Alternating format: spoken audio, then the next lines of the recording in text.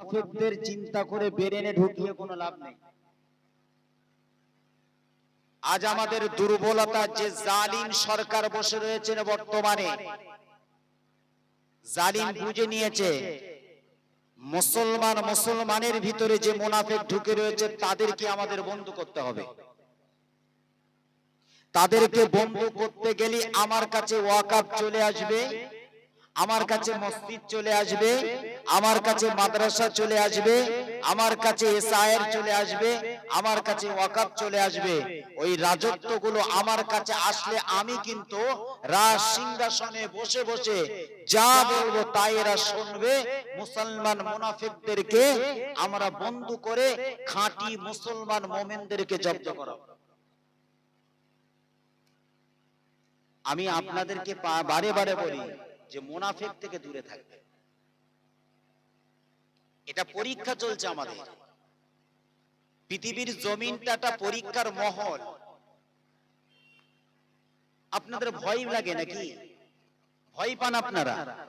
আল্লাহ পাকের বান্দা মুমিন কখনো ভয় করে? আমরা রাস্তাঘাটে রাত বিরাত ঘুরি, তো জলসা জল রাত 2টো 2:30টা 3টে ঘুরছি, আসছি যাচ্ছি, আমাদের ভয় লাগে না? আপনাদের ভয় লাগে? বাড়িতে থাকে, রাত বেরাত তো আমার হচ্ছে।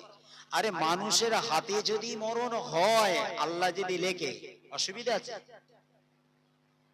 আপনি যদি পাহাড়ে পর্বতে গুহাতে নদীতে যেখানেই জেলখানার মধ্যে থাকে, মরণ যখন আসবে চোখের পলক মারতে দেবে না, আপনার চলে আসতে হবে।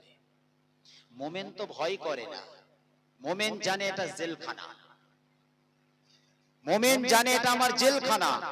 জেলখানার মতন থাকবো বীরের মতন মোমেন ইমানি পাওয়ার নিয়ে, ইমানি পাওয়ার তৈরি করো। আজ আমাদের অন্তর থেকে নূর চলে যাচ্ছে। কি হচ্ছে? ছেলেগুলো কি বলছে? আল্লাহ পাক আমাকে আপনাকে সকলকে সহি বুঝ দান করুক। সকলে বলুন আমিন। আমার কথার দ্বারাই বলার দ্বারাই যেন দুঃখ নেবেন না। আমি কোনো ভাইকে কষ্ট দেওয়া কথা বলিনি, আমি দিন শরিয়াতের কথা বলছি। আগামী যা দিন আসছে খুব ভয়াবহ দিন। যে জালিম সরকার বলেছিল এসআইআর আমার হাতে ছেড়ে দাও, ওয়াকাফ আমার হাতে ছেড়ে দাও, মাদ্রাসা মসজিদ সব আমি নিজ দায়িত্বভাবে কারুর কাছে যেতে দেব না, হস্তক্ষেপ করতে দেব না, সেই জালিম আজ সব কিছু পাশ করার সিদ্ধান্ত নিয়ে কিন্তু পাশ করে দিয়েছে। তথাপিও মুসলমান আমরা আজ বুঝছি না, এখনো হই হই করে পিছনে ছুটছি। কি লাভ আছে? আপনার কি স্বাদ আছে? আপনার না একখানা বাড়ি করে দেবে, না আমার 50,000 5 লক্ষ টাকা দেবে, না আপনার সন্তান দুক একটা চাকরি দেবে, তার জন্য আপনি ঈমান বিক্রি করে দেবেন? এই ঈমান বিক্রি করে দেবেন? আপনার মাদ্রাসা চলে যাচ্ছে, ওয়াকাফ চলে যাচ্ছে, আপনার মাদ্রাসা চলে যাচ্ছে, ওয়াকাফ চলে যাচ্ছে, মসজিদ চলে যাচ্ছে, কবরস্থান চলে যাচ্ছে। আপনি নামাজ পড়বেন কোথায়?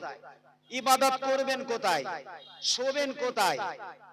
আপনার জানাজা হবে না, আপনি মারা গেলে আপনাকে পাশ করাতে হবে, আপনার লাশ বাড়িতে শুয়ে থাকবে 3 দিন 4 দিন 1 সপ্তাহ, যতক্ষণ পর্যন্ত আপনাকে পাশ না দিচ্ছেন আপনি কবরস্থানে গিয়ে দাফন করতে পারবেন না। এই চেতনা ফিকির আমাদের মধ্যে নাই।